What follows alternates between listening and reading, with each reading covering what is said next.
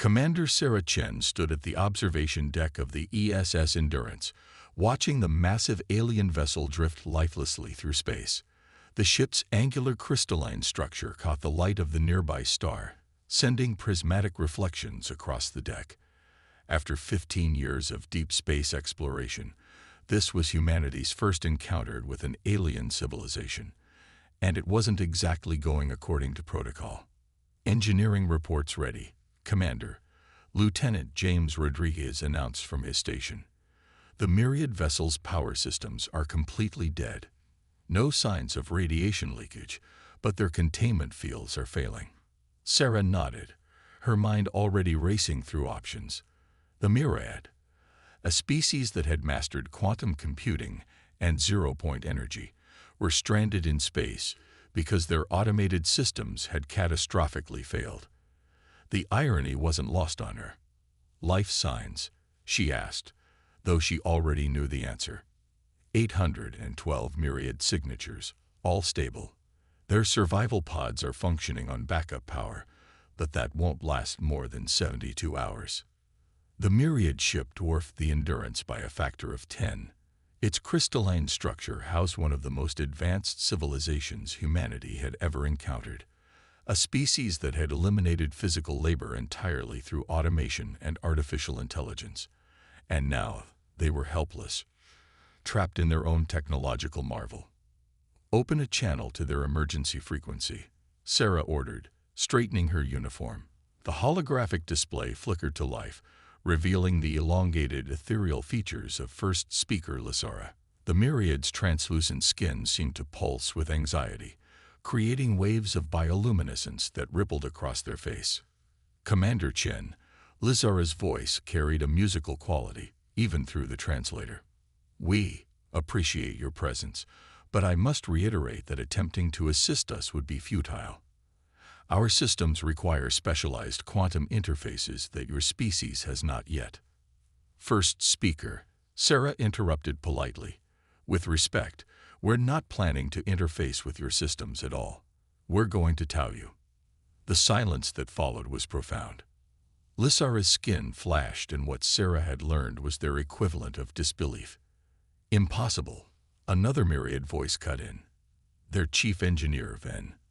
"Our vessel masses over 18 million metric tons. Your primitive fusion drives cannot generate sufficient force tow." "Lieutenant Rodriguez," Sarah called out, allowing herself a small smile, "please show them the specs for Operation Heracles." The holographic display split, showing schematics for what looked like massive mechanical grapples and reinforced tether cables. The Myriad Council's collective bioluminescence flickered rapidly as they processed what they were seeing. "These are physical anchors." Ven's voice carried what might have been horror. "You intend to manually attach to our hull." "Precisely," Sarah confirmed. "We've been developing these systems since we first detected your ship. They're designed to interface with any hull configuration we might encounter. The real innovation is in the carbon nanotube cables and the electromagnetic dampeners. But the physical stress on your vessel," Lysara began, "will be significant," Sarah finished. "That's why we've brought 3 ships." She gestured, and the display widened to show 2 more human vessels moving into position around the Myriad ship. "The ESS Hercules and ESS Atlas will coordinate with us to distribute the load evenly." The Myriad Council erupted in a chorus of musical objections, their skin patterns creating a dazzling light show. Sarah waited patiently for them to finish, reminded of her grandmother's stories about the first time she'd shown a smartphone to her great-grandparents. "First speaker," Sarah said finally, "I understand this seems primitive to you, but sometimes the simplest solution is the most reliable. We can debate methodology after we've moved your ship to safety." Lysara's skin pulsed slowly, thoughtful. "Your species still maintains physical capabilities alongside your technological advancement. This seems inefficient." "We prefer to think of it as redundancy," Sarah replied. "Technology can fail. Bodies can fail. Having options has kept our species alive through some pretty rough times." She paused, then added, "Besides, You never know when you might need to pull a starship. The attempt at humor didn't translate well, but the Myriad Council finally agreed. As Sarah watched her crew begin the delicate process of attaching the grapples to the crystal hull, she couldn't help but think about humanity's place in the galaxy. Here they were, using what amounted to glorified tau cables to rescue a civilization that had mastered quantum mechanics. "Commander," Rodriguez called out, "grapples are secure. Hercules and Atlas report ready. Engineering crews are in position for manual operations if the power assists fail." Sarah took her command seat, watching as the massive cables grew taut. "Sometimes the old ways are the best ways," she murmured, then raised her voice. "All ships, begin synchronized pull on my mark. Let's show our new friends what humanity can do when we put our backs into it." The operation would take hours, testing both their technology and their physical backup systems. But as the cables began to draw tight and the massive crystalline ship slowly, ever so slowly, began to move, Sarah knew they'd succeed. Not because they had the most advanced technology, but because they had never forgotten how to do things the hard way. The Myriad were about to learn an important lesson about humanity. Sometimes the most primitive solution is exactly what you need. The first signs that something was wrong came 3 hours into the towing operation. Sarah noticed it in the subtle vibration through her command chair, a rhythm that shouldn't have been there. "Engineering, report," she called out, already rising from her seat.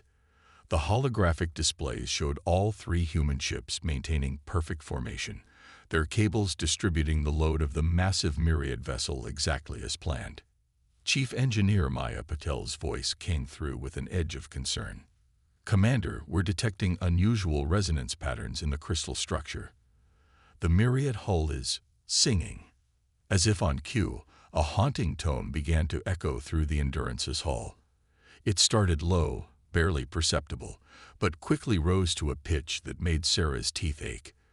On the main display, the Myriad ship's crystalline surface had begun to shimmer with patterns of light that had nothing to do with its inhabitants' bioluminescence.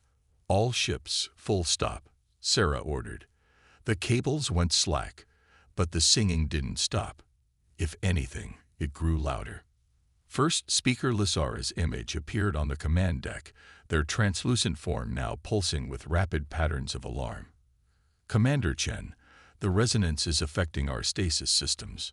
The crystal matrix that forms our hull also maintains our survival pods. If the frequency continues to build..." They didn't need to finish. Sarah had studied enough physics to know what happened when you hit the resonant frequency of a crystal structure. "Maya, get me options. The problem is the harmonic relationship between our towing frequency and their hull structure," Maya explained, her hands flying over her console. "We're essentially playing their ship like a wine glass, and if we hit the wrong note, it shatters," Sarah finished. "Can we adjust our towing pattern?" "Negative," Maya replied. "Any rhythm we use is going to set up some kind of harmonic. The crystal structure is too responsive. We need to dampen it somehow." Lieutenant Rodriguez spoke up from his station. "The Myriad must have some kind of dampening system built in. Their whole ship is crystal. They had to account for this.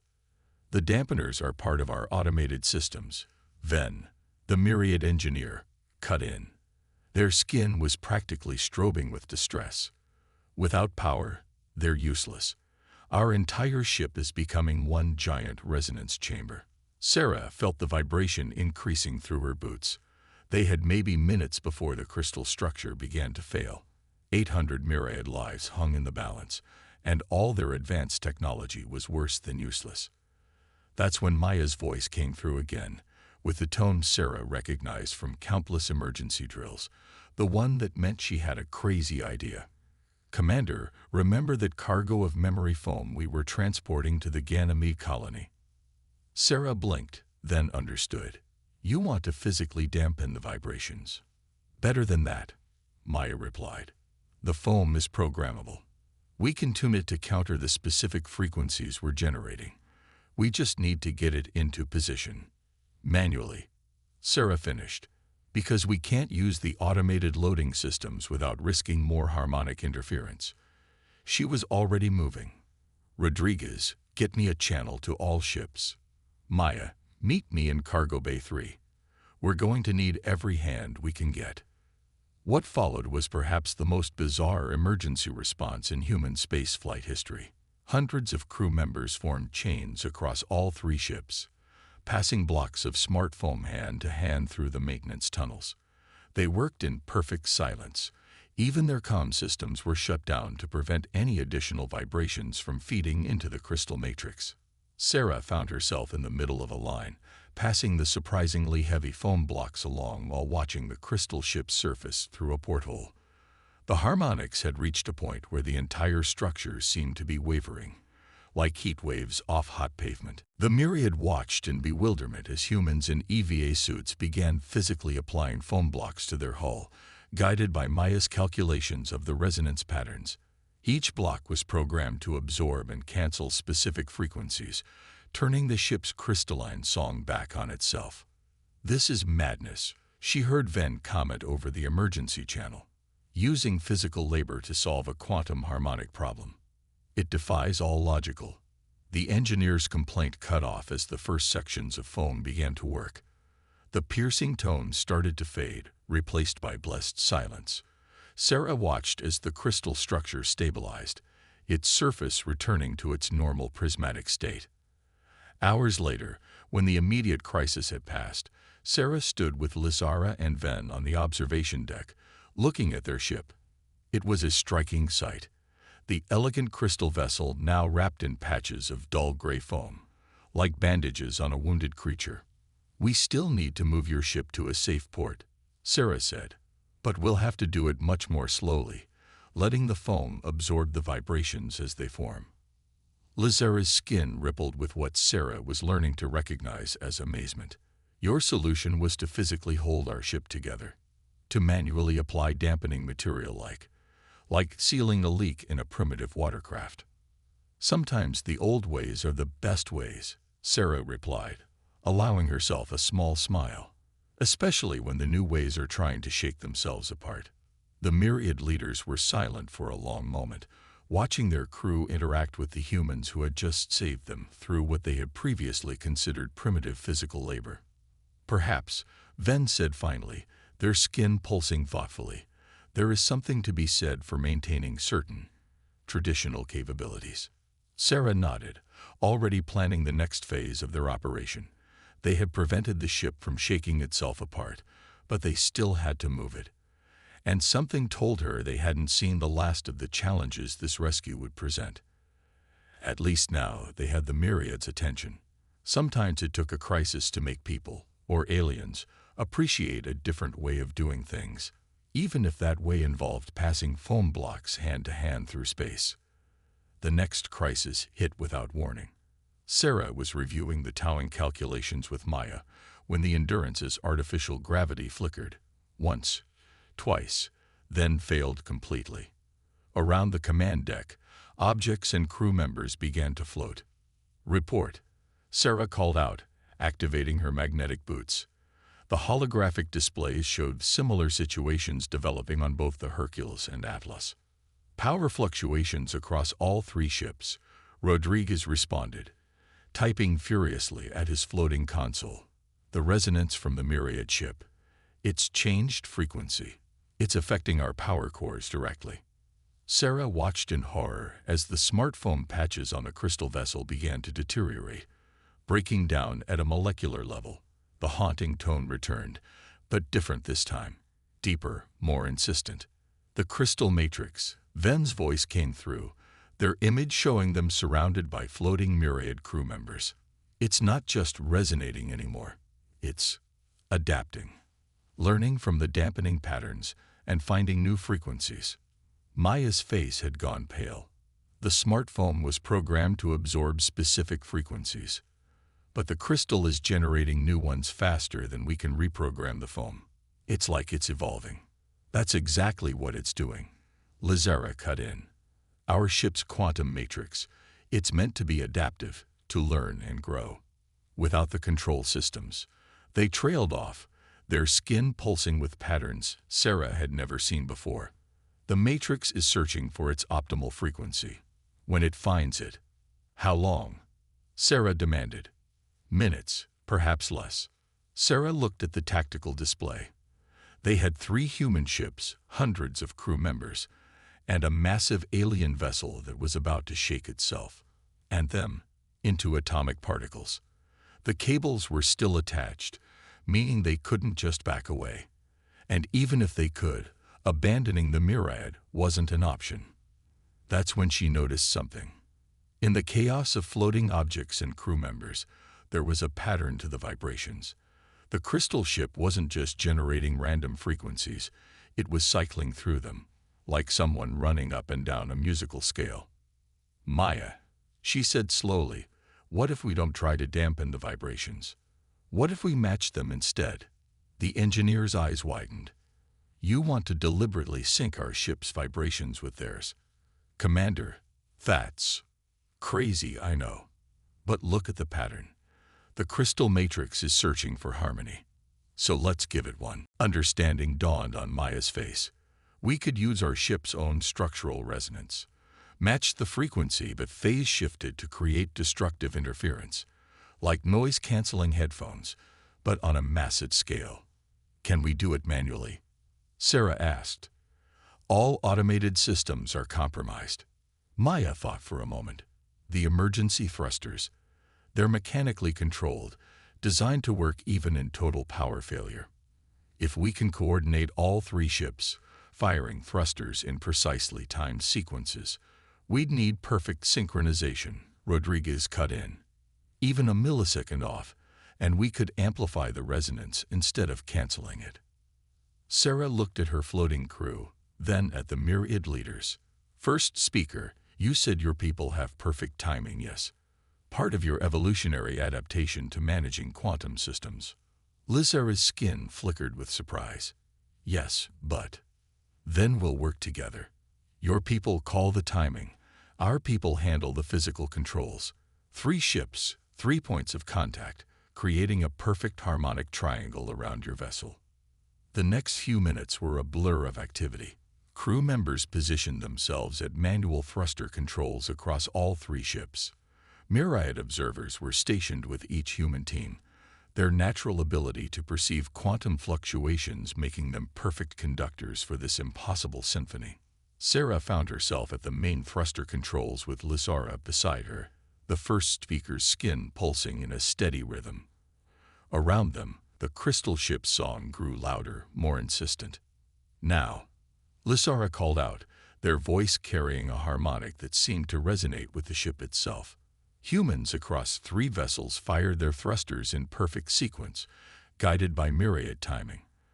The vibrations from their ships met the crystal's song, matching it, turning it back on itself. For a moment, the dissonance was overwhelming. Then, slowly, beautiful, the frequencies aligned. The crystal ship's surface began to pulse with light, not the chaotic patterns of before, but organized waves that rippled from bow to stern. The threatening tone transformed into something else, a deep, steady hum that seemed to resonate with the very fabric of space. It's working, Maya breathed. The matrix is stabilizing. It's found its harmony. With us. Sarah watched in awe as the crystal ship's quantum matrix synchronized with the vibrations of the human vessels, creating a stable resonance pattern that actually strengthened their towing formation. They weren't just surviving the crisis, they were turning it into an advantage. Impossible, Ven whispered, their skin displaying patterns of mathematical equations. You used primitive mechanical systems to stabilize a quantum matrix. By feeling the rhythm. Sometimes, Sarah said, sharing a look with her crew. The most advanced solution is to trust your instincts and work together. As their ships settled into their new harmonic configuration, Sarah couldn't help but smile. They had just turned a potential disaster into a breakthrough in human myriad cooperation, using nothing more sophisticated than manual thrusters and good timing. The crisis wasn't over. They still had to get the myriad ship to safety. But they had proved something important. When technology failed, The combination of human ingenuity and alien precision could work wonders, even if those wonders came with their own soundtrack. The harmonic balance lasted exactly 6 hours, 12 minutes, and 43 seconds. Sarah knew the precise time because Lizara had been counting it down, their skin pulsing with increasing anxiety as they approached what they called the quantum deviation point.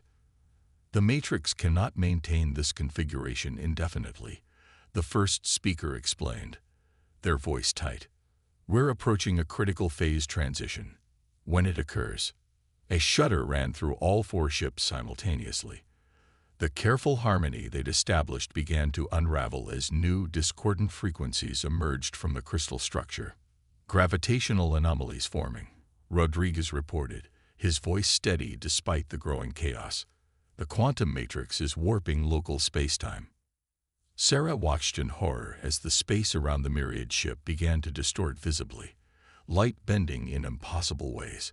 The towing cables, designed to withstand the stresses of interstellar travel, began to crystallize and shatter. The matrix is attempting to quantum tunnel. Ven's voice crackled through increasing interference. Without our containment systems, it's trying to shift our entire ship through spacetime. Translation. Sarah demanded, though she had a sinking feeling she understood. The ship is trying to teleport, Maya had explained grimly. But without proper control, it'll scatter itself, and probably us, across several light-years of space. The tactical display showed the growing distortion field. They had minutes, maybe less, before the quantum effect expanded beyond containment. Sarah looked at her crew, at the Myriad leaders, at the impossible situation they faced. "Can we physically anchor it?" she asked. "Use our ships to hold it in normal space." "That's not how quantum mechanics works," Ven began, but Maya cut them off. "Actually, it might be. Commander, remember what you said about the old ways." Her hands flew across her console. "The quantum field is trying to tunnel through spacetime, but it still has to obey conservation of energy. If we could provide enough opposing force, we'd need more power than all 3 ships combined," Rodriguez interjected. "Not power," Sarah said slowly, understanding dawning. "Mass inertia. The quantum field might be able to ignore electromagnetic forces, but it still has to deal with basic physics." She hit her calm.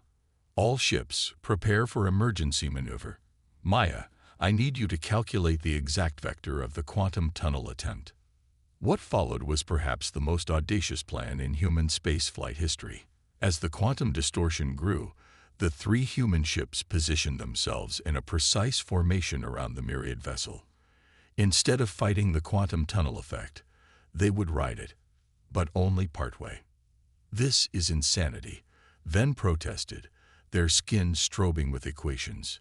"You cannot partially quantum tunnel. It violates every principle off." "Watch us," Sarah replied. "All ships, on my mark, full emergency thrust. We're going to give this quantum tunnel some good old-fashioned Newtonian physics to chew on." The timing had to be perfect. As the quantum field began to envelop all 4 ships, the human vessels fired their engines at maximum thrust, their vectors calculated to create a rotating force field through pure momentum. They weren't trying to stop the quantum tunnel. They were trying to smear it out, to force it to extend through normal space rather than jumping through it. The strain was incredible. Warning klaxons blared as hull stress approached critical levels. Sarah felt the deck plates groaning beneath her feet as fundamental forces of the universe battled around them. "It's working," Maya shouted over the cacophony. "The quantum field is staying coherent, but we're forcing it to manifest in normal space." Through the observation windows, Sarah saw something unprecedented. The space around them had become a swirling maelstrom of light and energy, but instead of collapsing into a quantum tunnel, it was spreading out in a controlled spiral. The Myriad ship, instead of trying to jump through spacetime, was sliding along it like a ship riding a wave. "Impossible," Lizara whispered, their skin displaying complex mathematical proofs that were being rewritten in real time. "You're solving a quantum mechanical problem with classical physics." "Sometimes," Sarah grunted, fighting to stay upright as the forces grew stronger. You have to remind the universe that the old laws still apply. The next few minutes were a blur of noise, light, and pure determination. Human crews worked their ships beyond design limits, using nothing but thrust and timing to guide a quantum anomaly through normal space. When the energy finally dissipated, all 4 ships emerged in a stable configuration, the crystal matrix of the myriad vessel pulsing with a new, steady rhythm. "Status report," Sarah called out, though her voice was hoarse from shouting orders. "All ships intact," Rodriguez responded. "Minimal structural damage. The quantum field has stabilized." Ven's image appeared, their skin displaying patterns that Sarah recognized as pure astonishment. "The matrix has found a new ground state. By forcing it to express through normal space instead of tunneling, you've taught it a new way to exist." Sarah looked at her crew, at the myriad leaders, at the impossible thing they'd just accomplished together. "Sometimes," she said, "the best way forward is to remember where you came from." The myriad ship glowed with a new kind of light, not the chaotic patterns of before, but a steady, controlled brilliance that spoke of harmony between quantum and classical physics, between the new and the old, between 2 very different species learning to work together. 6 months after the quantum crisis, Sarah stood in the newly constructed Harmony Station, watching humans and myriad working side by side. The station, built at the intersection of human and myriad space, represented something unprecedented in both their histories. "Remarkable," Lizara said, gliding up beside her. The first speaker's skin rippled with patterns that Sarah had learned to read as contentment. "Your crew is teaching our young ones about manual backup systems, while our engineers are explaining quantum harmonics to your scientists." Before them, a group of human engineers was demonstrating the installation of mechanical override controls to fascinated myriad observers. Meanwhile, myriad specialists were showing humans how to read the subtle quantum fluctuations in crystal matrices using their own natural senses. "Did you ever imagine," Sarah asked, "when your ship first lost power, that it would lead to this?" Lizara's skin flickered with what might have been amusement. "To be honest, I thought we were doomed. The idea that a species still relying on physical labor could save a quantum-level civilization seemed primitive," Sarah supplied with a smile. "Impossible," Lizara corrected. "Yet here we are. Our ships now carry manual backups. Your vessels are being fitted with crystal quantum sensors. We're learning from each other." Maya appeared from a nearby corridor, followed by Ven. The human engineer and her myriad counterpart had become an unlikely but effective team, developing hybrid systems that combined the best of both civilizations' approaches. "Commander," Maya called out, her excitement evident. "We've just finished the first successful test of the new hybrid drive system. Quantum efficiency with mechanical reliability. It's revolutionary." More than that, Ven added, their skin displaying complex engineering diagrams. "It's changing how we think about technology itself. We have become so dependent on pure automation that we've forgotten the elegance of simple solutions." Sarah watched as a team of humans and myriad worked together to calibrate one of the station's crystal matrix panels. The humans provided the physical precision needed to adjust the mounting brackets, while the myriad used their natural abilities to fine-tune the quantum resonance. "We were both right, and we were both wrong," Sarah reflected. "Technology isn't about replacing the old with the new. It's about finding the right tool for each job, whether that's a quantum computer or a wrench." Rodriguez approached, carrying a datapad. "The latest statistics from the Cultural Exchange Program, Commander. Applications are up 300% on both sides. Turns out there are lots of humans who want to learn quantum sensitivity, and plenty of myriad interested in physical training." "Physical training?" Sarah raised an eyebrow at Lizara, who managed to look slightly embarrassed. After seeing how effective manual skills can be, the first speaker admitted, "Many of our people have become interested in developing their own physical capabilities. Some are even participating in what you call sports." The station's observation window offered a view of space where both human and myriad ships now patrolled together. The myriad vessels still gleamed with crystalline beauty, but now they sported visible backup systems and manual controls. The human ships, meanwhile, shimmered with the subtle glow of quantum sensors integrated into their traditional designs. "We thought we were rescuing you," Sarah said thoughtfully, "but really we were all rescuing each other. From our own assumptions, our own limitations." "Indeed," Lizara agreed. "Your species showed us that progress doesn't always mean abandoning the past, and perhaps we helped you see that embracing the future doesn't mean losing your essential nature." As if to emphasize the point, an alarm sounded, a minor one, indicating a calibration issue in one of the station's systems. Sarah watched with pride as a mixed team of humans and myriad responded, some reaching for tools, others extending their quantum senses, all working in perfect harmony. "You know what the best part is?" Maya asked, looking up from her latest project. "We're just getting started. The possibilities of combining our approaches are endless." Sarah nodded, thinking of all the challenges that lay ahead. New problems would arise, new crises would threaten. But now they had more than just advanced technology or physical capability. They had both, working together in ways neither species had imagined possible. "To the future," she said, a human gesture that the myriad had enthusiastically adopted. "To the future," Lizara agreed, their skin glowing with optimistic equations, built on the foundations of the past. Around them, Harmony Station hummed with the combined rhythms of quantum harmonics and human activity, a testament to what could be achieved when different species, different philosophies, and different approaches came together not in competition, but in cooperation. It wasn't the future either species had envisioned. It was better.